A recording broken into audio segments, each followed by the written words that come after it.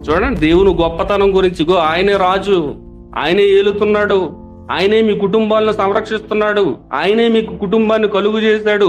ఆయన వల్లే మనం బ్రతుకుతున్నాం, ఆయన వల్లే మనం తినగలుగుతున్నాం. ఆయన సెలవు లేకపోతే మనం ఏం చేయలేం.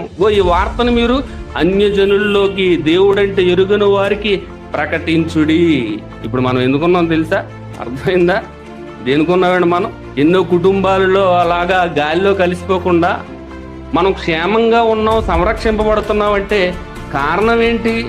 దేవుని పని చెయ్యాలి, మనల్ని మనం దేవునికి అర్పించుకోవాలి, పరిశుద్ధులుగా దేవుని వాక్యంలో ఉన్నటువంటి గుణాలను మనం అలవరుచుకొని వాటిని అలంకరించుకోవాలి. దేవుడు గొప్పవాడు, ఉన్నతమైన వాడు, ఆయనే మనల్ని సంరక్షిస్తున్నాడనే వార్త అన్యజనుల్లో ప్రకటన చేయాలి. కుటుంబాలుగా, జనముల కుటుంబములారా, ఎన్ని కుటుంబాలు అయితే ఉన్నాయో అందరికీ చెప్తున్నాడు. ఇది మనం చెయ్యాలంటే